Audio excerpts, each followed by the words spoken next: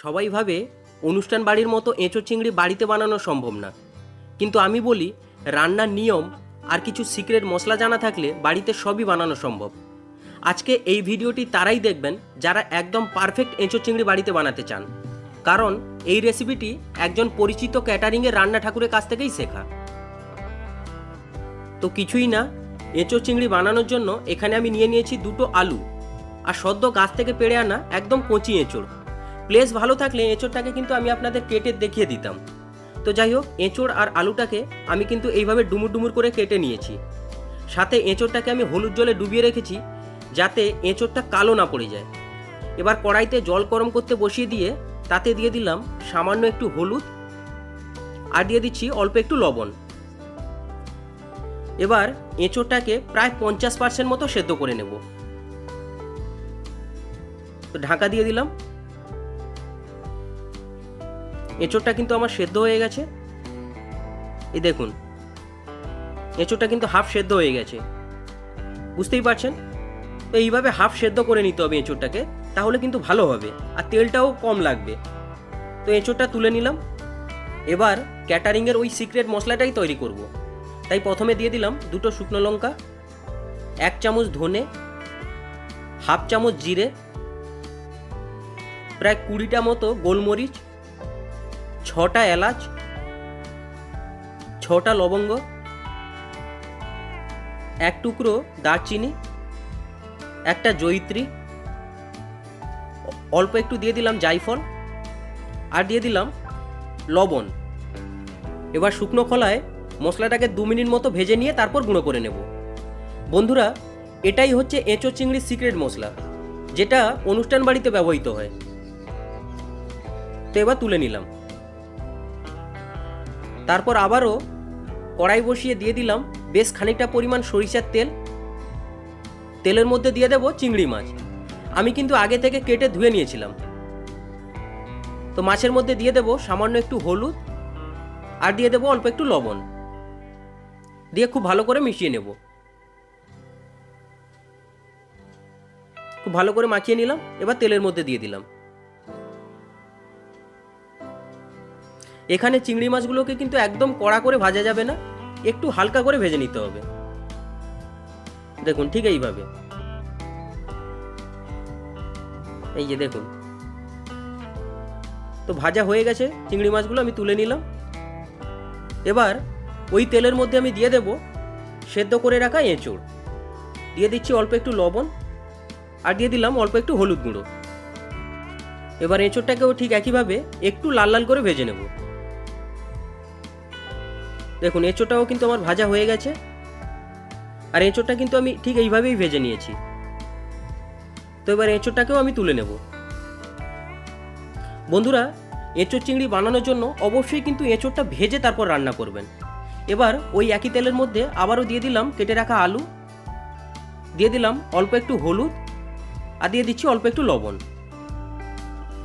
একইভাবে আলুটাকেও আমি একটু লাল লাল করে ভেজে নেব। আলু আর এঁচোড়টা এইভাবে ভেজে ব্যবহার করলে তরকারির স্বাদটাই কিন্তু দ্বিগুণ হয়ে যায়। তাই অবশ্যই এইসব তরকারি বানানোর জন্য আলু আর এঁচোড়টাকে ভেজে ব্যবহার করবেন। এবার ফাইনালি তরকারিটা বসানোর জন্য কড়াইতে আবার একটু সর্ষের তেল দিয়ে দিলাম। সবার প্রথমেই তরকারির স্বাদটাকে ব্যালেন্স করার জন্য দিয়ে দিলাম অল্প একটু চিনি। এতে তরকারিটা খুব সুন্দর একটা কালার আসবে, সাথে তরকারিটা একটু মিষ্টি মিষ্টিও লাগবে। তারপর ফোড়নে দিয়ে দিলাম দুটো তেজপাতা, হাফ চামচ গোটা জিরে আর দিয়ে দিলাম গোটা গরম মশলা, দিয়ে ফোড়নটাকে একটু ভেজে নিলাম। ভেজে নেওয়ার পরে দিয়ে দিচ্ছি দুটো মিডিয়াম সাইজের পেঁয়াজ কুচি, সাথে অল্প একটু লবণও দিয়ে দিলাম। দিয়ে পেঁয়াজটা একটু ভেজে নিয়ে তারপর দিয়ে দিলাম দুটো পেঁয়াজ বাটা। দেখুন, অনুষ্ঠান বাড়িতে ঠিক একই ট্রিক্সটাই কাজে লাগায়। পেঁয়াজের সাথে সাথে পেঁয়াজ বাটাটা অবশ্যই কিন্তু ব্যবহার করে।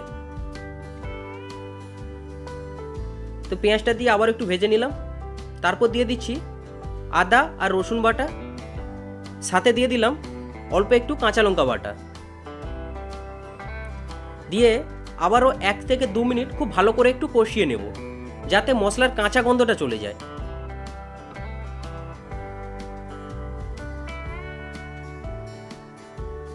তারপর দিয়ে দিলাম 3টে টমেটো বাটা।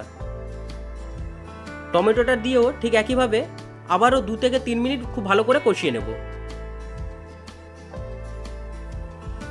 খুব ভালো করে কিন্তু একটু কষিয়ে নিতে হবে যাতে মশলার কাঁচা গন্ধটা চলে যায়। এবার দেখুন বিনা মশলায় এখন থেকে মশলার কালারটা কত সুন্দর হয়েছে। তো এবার দিয়ে দেব হাফ চামচ হলুদ গুঁড়ো, হাফ চামচ লঙ্কার গুঁড়ো, 1 চামচ ধনে গুঁড়ো, হাফ চামচ জিরে গুঁড়ো, আর দিয়ে দিচ্ছি অল্প একটু জল। অবশ্যই কালারের জন্য এখানে কিছুটা কাশ্মীরি লঙ্কা দিয়ে দিলাম। দিয়ে মশলাটাকে খুব ভালো করে কষিয়ে নেব যতক্ষণ না মশলা থেকে তেল ছাড়ছে। ঠিক 2 থেকে 3 মিনিট পরে দেখবেন মশলা থেকে এইভাবে কিন্তু তেল ছেড়ে আসবে আর মশলার কালারটা দেখুন কতটা সুন্দর হয়েছে। এবার এই মশলার মধ্যে আমি দিয়ে দিচ্ছি ভেজে রাখা এঁচোড় আর দিয়ে দিচ্ছি ভেজে রাখা আলু। দিয়ে মশলার সাথে আলু আর এঁচোড়টাকে খুব ভালো করে কিন্তু মিশিয়ে নেব।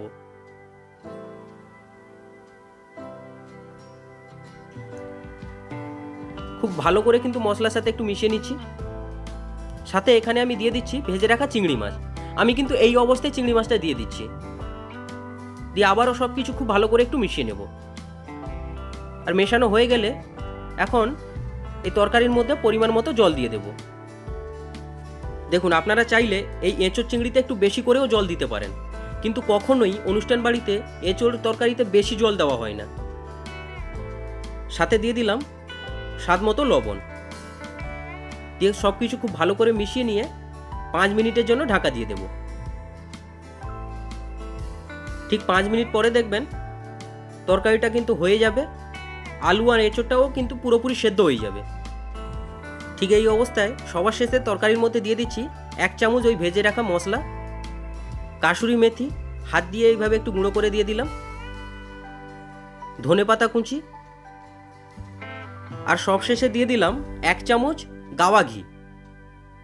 দিয়ে সব কিছু খুব ভালো করে আবার একটু মিশিয়ে নেব। বন্ধুরা দেখুন মেশাতে মেশাতে কারেন্টটাও কিন্তু চলে গেছে, তাই এক হাতে ইমার্জেন্সি জ্বালিয়ে তারপরে আমাকে ভিডিওটা করতে হচ্ছে। তো মেশানো হয়ে গেছে।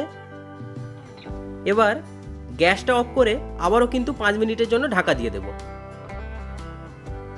ঠিক 5 মিনিটের পরে একটা প্লেটের মধ্যে আমি সার্ভ করছি। এবার থিকনেসটা দেখে বলুন যে এটা পুরোপুরি অনুষ্ঠান বাড়ির মতো হয়েছে কিনা।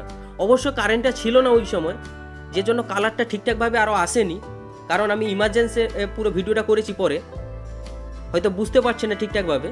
তবে থিকনেসটা দেখুন আর কালারটা দেখুন। বন্ধুরা সত্যি কথা বলতে এই তরকারিটা এতটা সুন্দর খেতে হয়েছিল না, মানে আমি বলে আপনাদের বোঝাতে পারবো না। পরে আমি এই তরকারি দিয়ে 1 থালা ভাত পুরো খেয়ে নিয়েছিলাম, এতটা সুন্দর খেতে হয়েছিল। তো আমি চাইবো বাড়িতে একবার এইভাবে ট্রাই করুন, তারপরে কিন্তু আমাকে কমেন্ট করবেন, তার আগে কিছু বলার দরকার নেই। আর অবশ্যই কিন্তু এঁচোড় প্রেমীদের এই ভিডিওটা একটা করে শেয়ার করে দেবেন। তাহলে দেখা হচ্ছে পরের কোনো নতুন আবার একটি ভিডিও নিয়ে। ততক্ষণ সুস্থ থাকবেন, ভালো থাকবেন আর সাবধানে থাকবেন। ততক্ষণের জন্য টাটা।